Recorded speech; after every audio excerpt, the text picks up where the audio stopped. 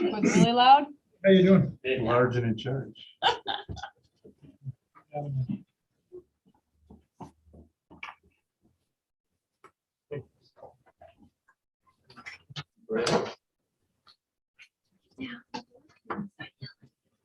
Those impresses.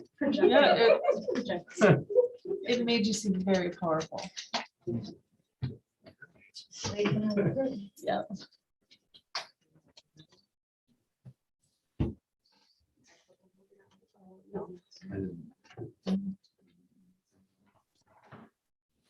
All right, let's go ahead and call this meeting to order.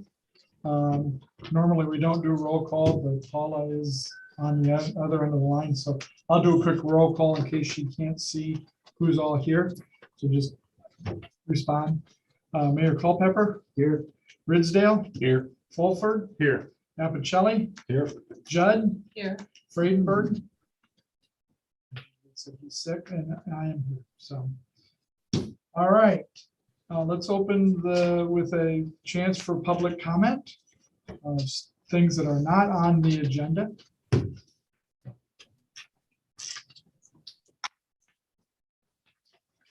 Anybody have anything? So is this the time, is this where we? So we will have a public hearing on the special land use and site plan review for 105 East Grand River, a public hearing on the language amendments of for the outdoor seating coming up as part of the agenda. So this would be things other than those two. There is nobody on Facebook. Okay, Oh, thank you. not Facebook, YouTube, Zoom. Thank you, voice from another room. Sorry. All right. Minutes from the last meeting. Do you have a motion to accept those minutes? Motion to approve. I'll second. Okay, and a roll call for that. Mayor? Aye. Yes. Aye. Ridsdale? Aye. Fulford? Aye. Appicelli? Aye. Judd? Aye. And I, same here. Okay. Minutes have been approved from the September 20. meeting. All right.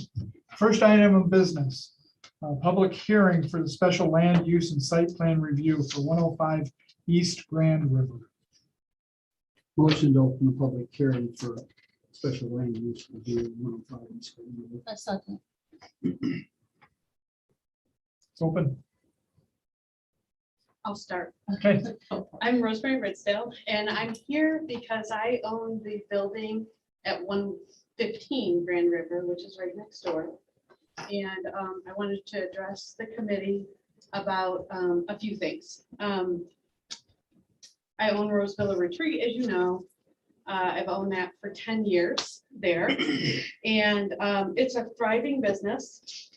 And I get a lot of people from all over Michigan, out of state. They come here almost every weekend is booked. So I also live in the apartment above my retreat. And I downloaded the application for 115 Grand River. And what I don't see in there is anything that is provision to how they're going to keep their odor contained to their building. And what you may or may not be aware of is that that building, 105 Grand River, shares airspace with 115 Grand River and the buildings on the other side on Lang. So Can you do me a favor? When you say airspace, can you define that? I mean, I can imagine. So but- I'll give you some examples. Mhm. Previously, when somebody was smoking cigarettes, smoking pot, cooking in the building at 115 Grand River or 105 Grand River, or possibly the apartments beyond that, we can smell that in our building. I've done some work to duct tape off vents. There actually is even a window that goes between my building at 115 and 105, and I blocked that off. But these are inefficient. And you know, previously, all of these other things, odors, I mean, I'm sure they smell my cooking and stuff like that there. These aren't issues that were really anything to argue over. But if I have to have 24/7 next door to a business that isn't doing anything to contain their odor, that's gonna impact me, my business. And at this point, we're the only business that's in operation on that side of the street of the 4 that face Grand River. And I just don't want us to trade one business for another. And so what I would like to see is how they will contain that odor. And then also how the planning commission will hold them accountable to containing that odor. Let me see if I have anything else that I wanted to share. Oh, yeah, so on the application, I saw that their intent was to open still yet within this calendar year. So how I interpret that is that they don't intend to do any construction to contain that odor.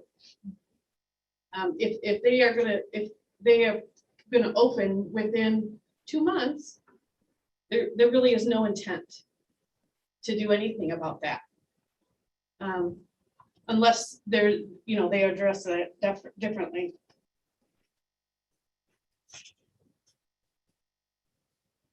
Let's see. And that's, I think that's really it. I would like the planning commission to, hold them accountable to containing their odor and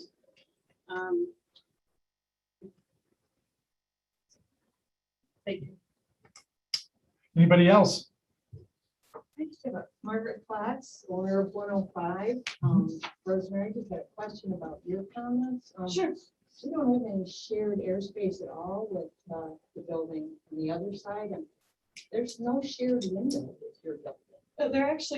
There's an old door where it used to come up through the stairs, but it's not there's a big blank space in between doors. Actually, I could pull up photos. I could get them out, but I don't know. I I've been there just for 21 worked on years, some so- storage. I worked on developing some storage so I can have some closet space Mhm. and uncovered that there's a window. And the person who was helping me do the building said that they could see in the upstairs of your building. Interesting. Yeah, And it I thought must so have been too. all- I was must like, have been please seal that completely- off. Yeah. Must have been completely closed off before you opened it up. It actually was above the ceiling. I asked them to raise the Oh, ceiling in I my see. storage unit, in my storage closet. Uh-huh. And when they raised the ceiling in the storage closet, there was that window. So you did some renovation, Just- just revealed an open space. Well, yeah, in my own building, yes, which revealed an open window to your building. Well, But prior our to that, building's we, all enclosed and it goes all the way up to the top on the inside. so Mr. I don't Chair, know what I would it is. encourage I'm that just- public comment be Sorry. directed Yeah. to. okay, all right, Okay, I just thank you, Pete. didn't really want to leave that there. Okay, anything else? I'd like to address your concerns as well. I'm Chad Buzinski. I'm the applicant, one of the applicants, and we're certainly not gonna open, if approved. There's no way that we open this year. There's a lot of work that needs to be done. Order control is definitely in the plans. We won't be doing any smoking or growing of any type of there, but I understand there will still be odors, and it's a concern of ours just as much as it's yours. We're not here to be a thorn in anybody's side. We want to improve upon what you guys have currently. And if there was, I would be happy to be held accountable if something happened and we weren't addressing it. We run a business in Lansing that's not marijuana, but we have a lot of hemp products. And we have a tropical smoothie next to us. They have the same concerns. So I would be concerned if I was you as well, or anybody that, may be adjacent or within eyesight of our place, I would have concerns as well. So I just want to say I completely understand and have great intentions on doing nothing but improving the facade and, the atmosphere. We do not want to be a thorn in anybody's side. Anybody else? Jeff, there is somebody on the Zoom meeting. I don't know who, it's just a phone number. Okay, go ahead on the Zoom. Yeah, if you could identify, do you have a public comment? Hi, everybody. It's Amanda Conklin. I'm just on Zoom just in case I had a public comment, but I Okay. don't have one yet. Don't have one. Okay, thank you, Amanda. Anybody else? I have a question for the Chad. Sir, You have applied, if I understand this correctly, for a marijuana retailer and processor license? correct. And what is processor to you? For us, the main thing that would be processing is making edibles. So we want to develop an edible brand. So you're gonna be manufacturing with gas to make honestly, gummies and so forth? So we've employed a chop champion chef to do our, I'm not exactly sure what type of, if it's gonna use gas or if it's gonna be, electric or, I'm not exactly sure. I guess that would depend on what he wants to do, but I do know that there is overhead hoods, like a restaurant style kitchen hood system that would be a part of it, regardless of if it was gas or electric, and a sprinkler system. Well, then it'd be blowing outside, right? Yeah, but we have charcoal filtration systems in place in other places already for our hemp and stuff. So odor control, while it's a huge concern, it's never been an issue. Well, So- one of the biggest concerns that I have in processor is the fact that I believe, I may be wrong, that we have an ordinance inside, we have to have a standalone building to do processing. I agree with that. I think that's- I have not seen that. I've been operating on the advice from the consultants that you guys hired, and I have not, and our attorney, but I have not seen that. If that's the case, then, obviously we'll have to relook at our plans, revisit our plans. So I would take it maybe a little bit different. There's nothing in here about what you want to process for us to make a decision on. Yeah. We have nothing that says, that could be a dangerous process. That I don't know. Could be, Sure. could be, don't know. We But just don't know. if you're just baking cookies, Yeah. then probably isn't. So But if there you're is- and that's, processing and so there's nothing in here that tells us. and that's a valid concern as well. We took a footprint of an application, Mhm. and went based on that and, elaborated as much as we could. While business plans are were never set in stone by the time we put that application in, we wanted to get the ball rolling. We are adaptable and, we're willing to adapt and move forward in any way that the council sees fit. I'm gonna just stop right here and I'll give you a chance. We're starting a back and forth. Is that what we should do, or should we just do I'm looking to you for some guidance there on this. Is that okay? Well, it's actually for their public comments. I just asked the Oh, yeah, question no, because of I the know. ordinance. I I know. believe it's still Yeah. standing and we Yes. went through this Yes. once. So Yeah. the bottom line is the ordinance, if I'm understanding it correctly, and I was one that instituted it, so Sure. if any kind of LP gas, anything that's gas, liquid, it will go in that building because of the safety factors, and the chief already said that, it's a together building such as 105. There's nothing to keep that thing, if that went, it would catch the whole block on fire. That's one of the biggest concerns that I had when I looked at all of this. And John was in the position where a standalone building wasn't his, but he decided not to do it because of odor and so forth and so on, and whatever other reasons he wanted to do. But when I read this over the weekend, it was a process. We've been there, we've done that, we've talked about it with the last person. Okay, just again, I was operating on the advice from the consulting firm that you guys hired. I've been in contact with Michael Daly Martin. Can I interrupt real quick? Mr. Chair, I'm going to agree with you that public comment right now. Yep. Then the applicant be able to give an opportunity to present what they want to Yep. do. Yep. And then we can fill in the blanks with the staff report, because what we're getting here is a couple things that might be a little off. Yep. As far as the Yep, ordinance. is that was, concerned. that's where I was going, and that was why I asked. Okay, so. Okay. All right. So so just foreshadowing, we'll be requesting more information, I'm sure. Yeah, I understand. I'm going to take notes and get Yeah, the information yes, that you guys yes, are yes, requesting. Okay, anybody else?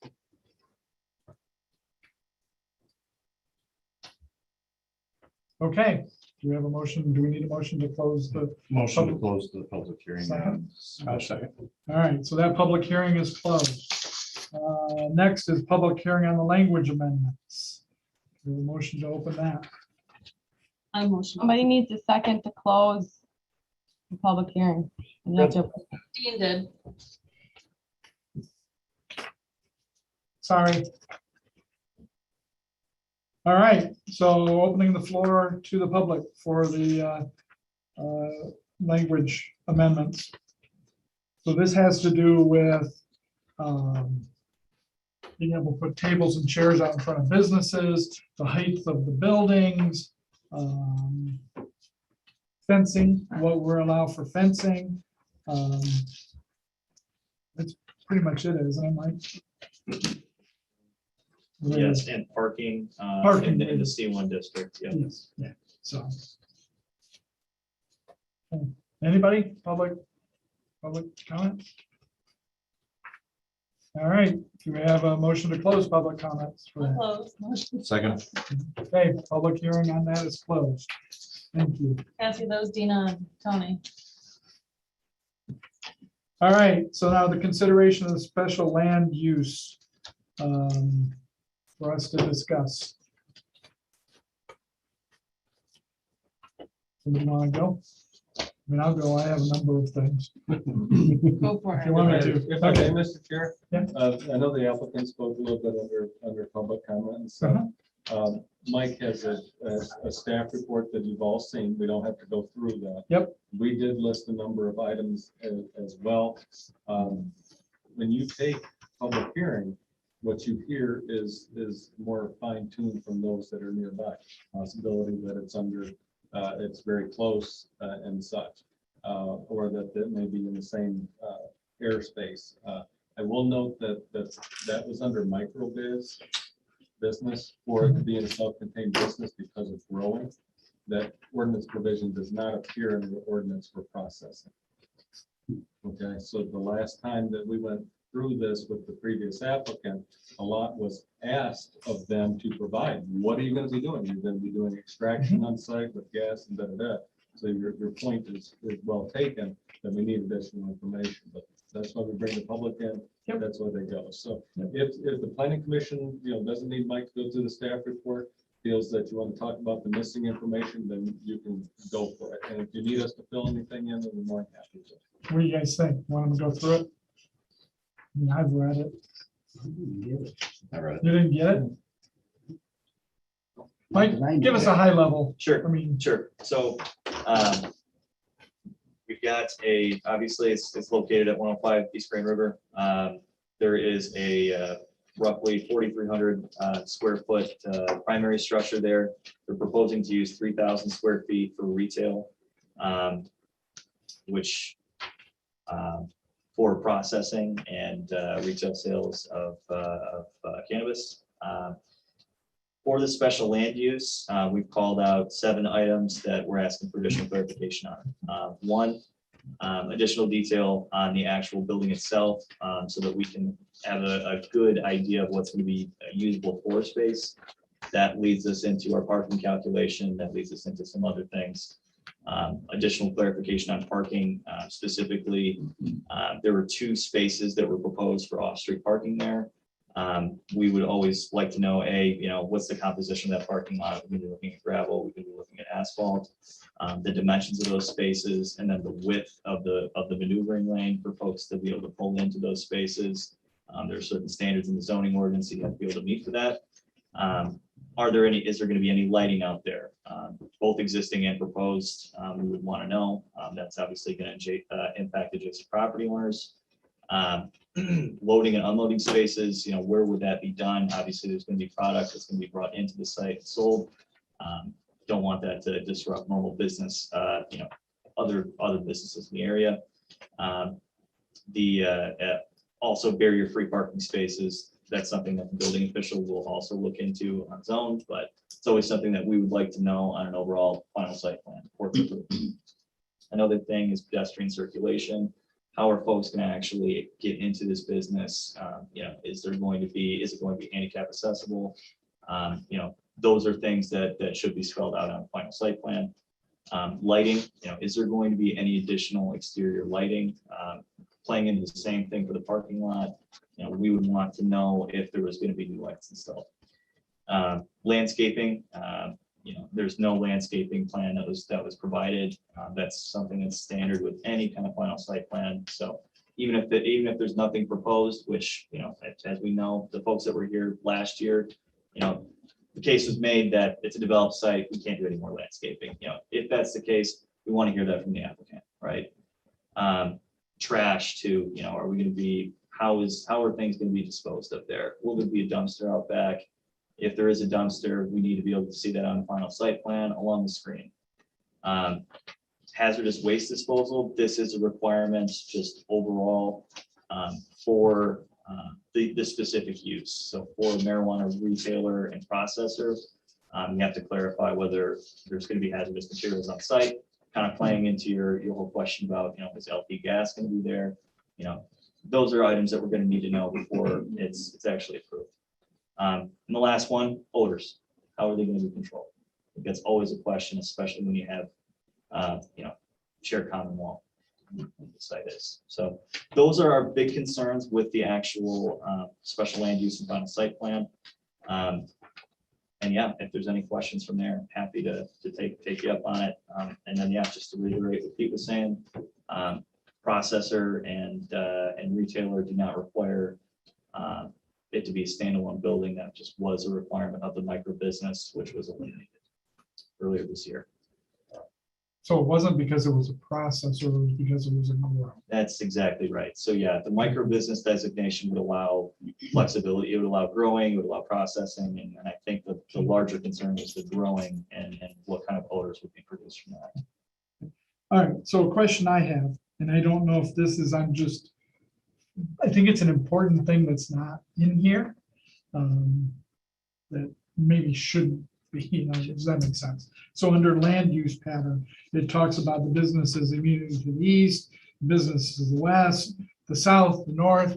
It doesn't talk about the folks that have apartments in that, I'm gonna call it that building complex, right? And to me, that's important in this, right? It's a whole lot different being in a Dina, who's right across the street, is across the street, close, but not that close. Whereas Rosemary is right there, right? And so yeah, that's something that should absolutely be taken into consideration that, Right. Hypothetically, any business in the C1 district, which is the downtown area, essentially, could apply for that mixed use and have an accessory apartment by right. So that is something that is in play. I do, I mean, I'm not gonna ask the question, but some that we'll want to see in additional information is, are you planning on putting apartments upstairs of your building? I'm just saying, I mean, that would feed in, just, yeah. I just want to ask, because I don't have that report either. Is that available online or is it? I sent to you in an email on You did? Friday, but hey, I can actually give you. Are you Michael? I'm sorry. Michael, yeah, Chad, I know. Nice to meet you. There's an extra one right There's here, a one. Michael. Okay, great. Is there an extra? Okay, Yeah. I didn't see the email. No worries.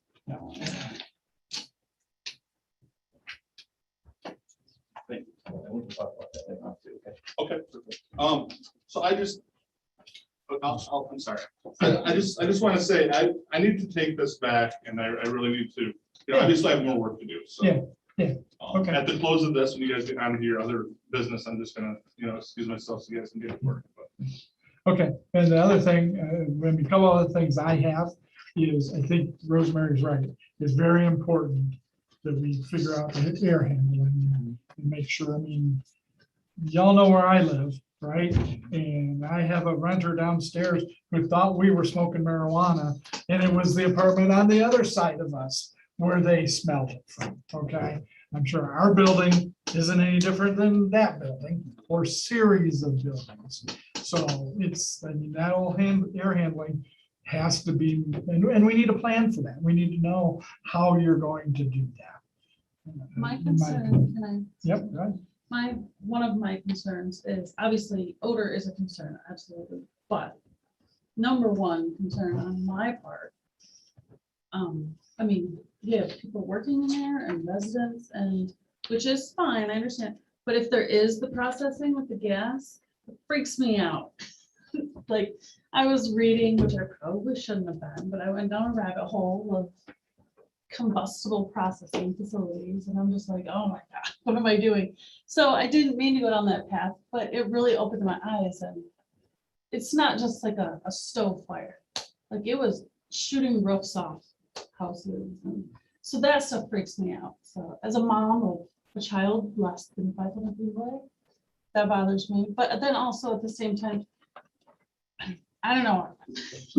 That's my concern. That's I what. understand. Just real quick, I know we're trying to avoid the back and forth. I just want to make it clear that we don't plan on doing extraction, which is where the So butane or the LP. Yeah, that's what's is. freak. We're not doing that. So we need to know in your That'll application be what you're in- planning on doing and Yeah, how you're planning on doing it, so we can proceed 100%. with making a decision. Now, I'm gonna be honest, after reading a lot of the information I saw, I don't know why anybody would put a processor with the LP in a town, right? I don't know why you would do that. We would not. But Again, we just want to process it yeah. so we can bake. Yeah, I right. mean, if you're making cookies or chocolate that's gonna take away my shoulder pain, that's a different story. But I don't want to extraction. Yeah, that was scary. looking at all that stuff. So can I just make a motion right now or do we have to? Well, let's see if other people have. And those were my big three things, were making sure that it was recognized that there were people that lived, and I'm gonna say that building complex, because I know there are 3 or 4 different addresses, but still, same building. The smell, odor, how that's gonna be, and I know it can be done, we just need to know how you're gonna do it, right?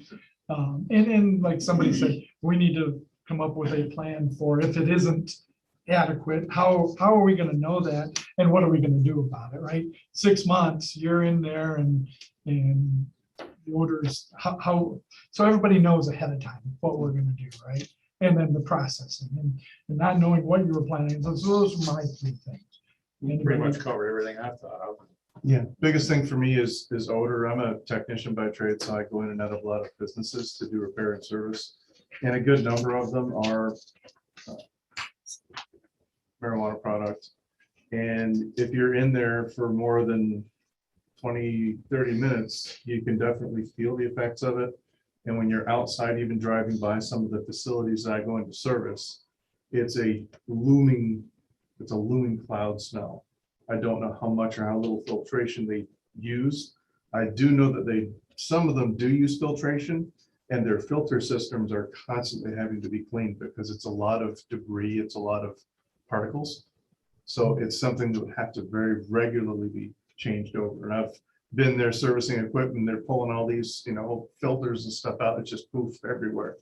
But, I don't know all the processing that's going to be involved with cooking, but I'm sure that, right, that's my biggest concern is, for all the other businesses right on that main strip, it would just be kind of a thoroughfare and a big, alleyway for all that. That was my concern. Just I have another, this is for you, Mike, and this is maybe more procedural and maybe not pertaining to this specific issue, but you give 2 options of either tabling or approving. Why couldn't we deny it? I'm not saying we want to, not saying I want to. I don't think that's the right answer. I'm just, why would denying it be not an option? So you'd make it a recommendation to start with, it has to go to council.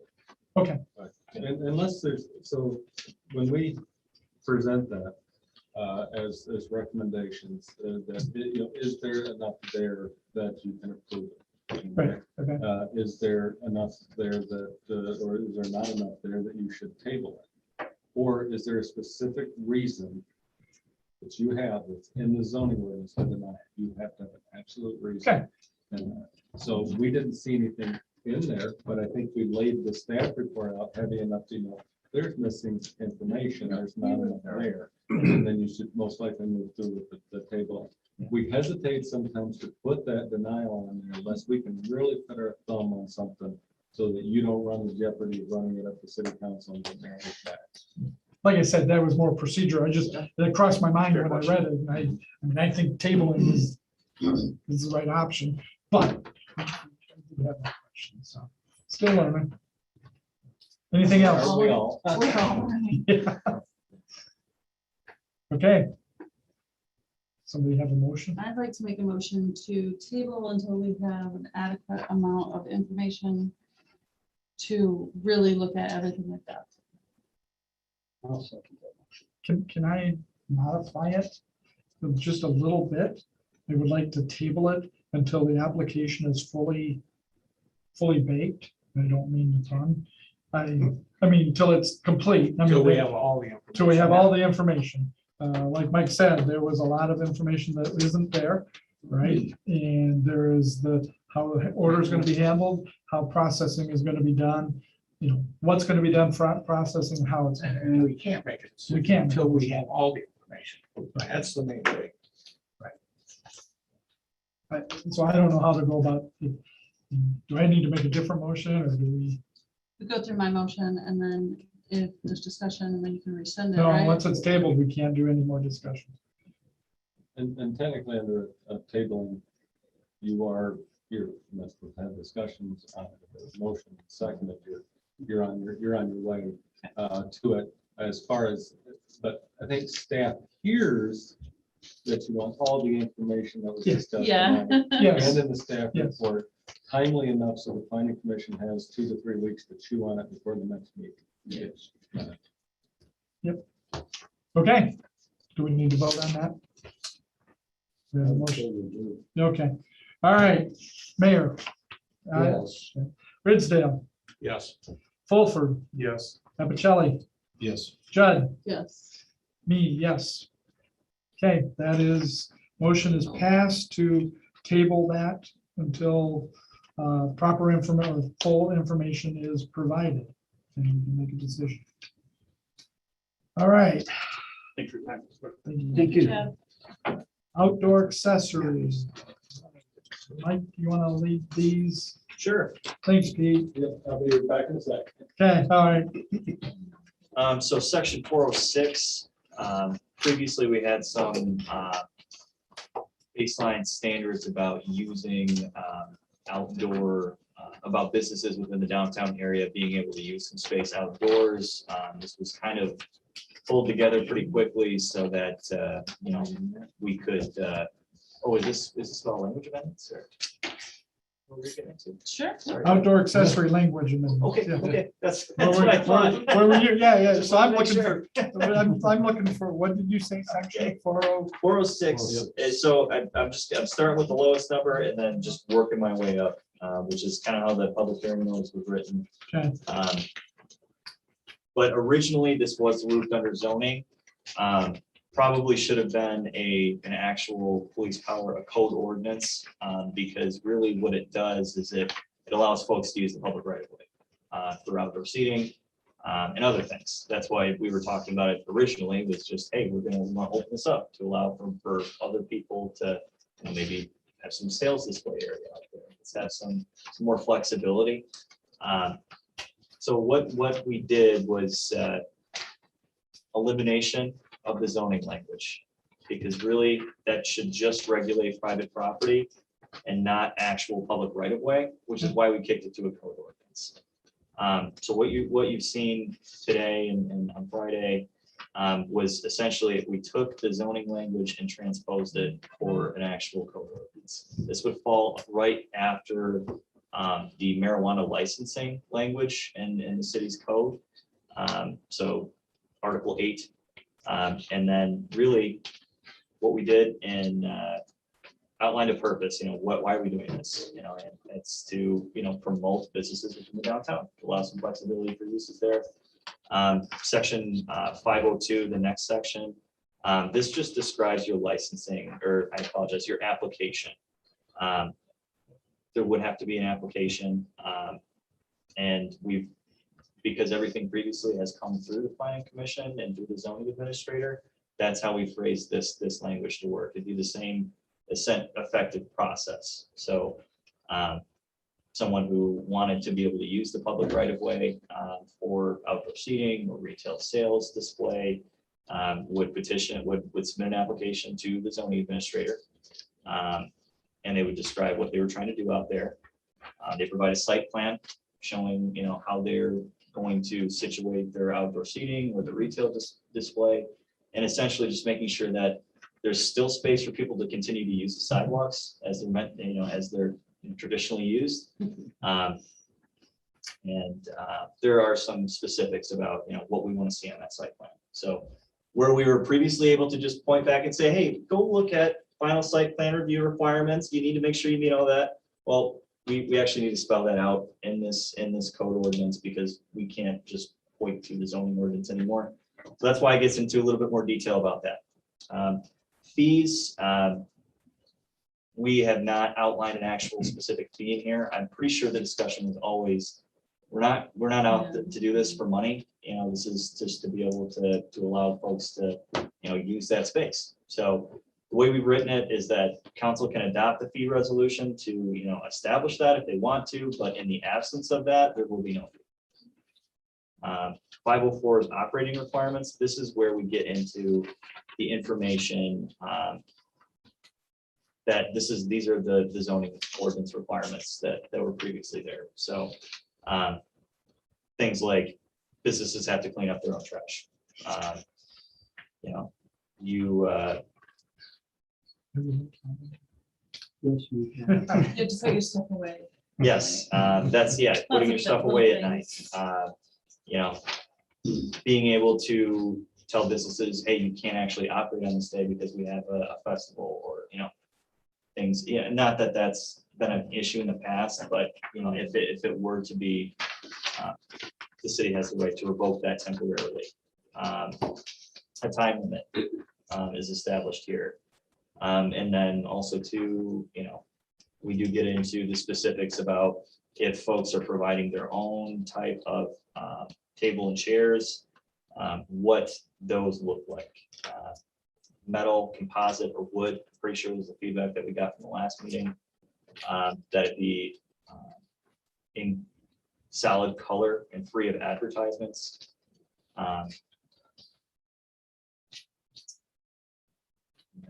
Enforcement. Yeah, so how it would be enforced. And then this is, the rest is Thank pretty you standard for doing things. that. Yeah, Thanks for writing for us. yeah, hey, that's what we're here for. So anything that you see in this that should be there, or questions about it? I think we looked at it so many I know. times already. I know. Yeah. That Okay, we great. feel like I know it from back. So. So this, so tonight, public hearing for zoning language. Because it's a code ordinance, we'll actually have to hold another public hearing in city council. But more opportunity for public comment. It's never a bad thing. So if we're feeling good about that, section 408. Again, this is just that amendment for the chicken wire type fencing, eliminating that, the ability to use that fencing. I'm not seeing any of the 40 things. Is it on a different piece of paper? Starts at 501. Yeah, that was why, yeah. I didn't even look at her packet. Okay. Sorry. Yeah, it starts at 501. Okay. Sorry, we got it though. I mean, So we all did, we weren't here for the discussion. Okay. so- What we just talked about Yeah, no, I with got the right that. of way stuff. Yep. And then the 408, 515 are towards the back, I believe, of this main. Page 22. Yep, I got it. Gotcha. Okay, thank you. Thank you. Well, mine's faded. Oh, yeah, that's a little bit. This is nothing different than what we've been talking about. It really just, this is really just eliminates the ability for people to bring, proposals to the planning commission for the agricultural type of fencing, it can still be used seasonally in the backyard. But for a permanent fence, it's no longer gonna be allowed. 515. The only amendment to this section is raising the height limit from 35 feet to 40 feet to allow for design features, and that was a recommendation of Gibbles Webster, who did a economic development analysis for the city. Pretty easy fix. And then the last one was section 1309, which this is, we originally started this conversation with establishing a fee in lieu of parking program. And then after kind of discussing it more, it's a lot of effort for something that really is not a problem here. Fee in lieu of parking really is, in cities that you're doing a lot of development downtown, developers can pay into a fund, and then the city can pull from that fund to establish things like new parking structures or resurfacing city lots, things like that. The direction that we got was, we don't really want to go through and establish that program yet, because it's not a problem. So what we've done is taking the permitted reductions in that downtown district from 50% to entirely being able to eliminate off-street parking requirements as long as you're located in C1. So that's just our downtown. Yeah, that's it. So do we have questions, discussions on the language changes? Are we good with them? So why don't we do a motion on each one and then vote? So the outdoor accessories, language amendment. Motion to approve. Second. Okay, roll call vote. Mayor, Yes. Ridsdale, Yes. Fulford, Yes. Epicelli, Yes. Judd, Yes. I'm a yes also. Okay, motion is carried. Fencing, Motion to approve. Second. okay, who did the, yeah, all right, a vote. Mayor, Yes. Ridsdale, Yes. Fulford, Yes. Epicelli, Yes. Judd, Yes. I'm a yes, motion carried. Building height, Motion to approve. Second. okay, vote. Mayor, Yes. Ridsdale, Yes. Fulford, Yes. Epicelli, Yes. Judd, Yes. I'm a yes, motion carried. Parking waiver, Motion to approve. sorry, yeah, okay, do we have a We're on second? a roll. Just Yeah. keep Going. Second. All right, vote. Mayor, Yes. Ridsdale, Yes. Fulford, Yes. Epicelli, Yes. Judd, Yes. I'm a yes, motion carried. Sorry, we may have been able to Motion's get away. that- Who motioned the parking one? Sorry.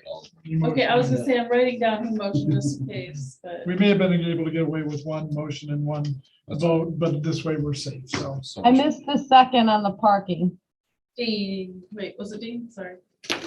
On the parking, I got motion Tony, second Dean. Dean. All right, thanks. Yeah, sounds good. Pick a name. Yeah.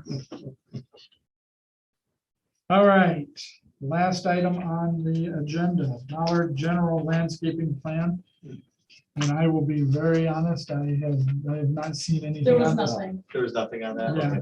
Okay, good, I didn't miss it. No. It can be verbally described. So what the ordinance says is that anytime a final site plan is approved by the planning commission is modified, it doesn't matter how big that modification is, we're supposed to give you an update about what's happening. So Dollar General, they're moving forward with their, they're getting into, they're ready to break ground at this point. But they found out is that there's a consumer's easement through the property.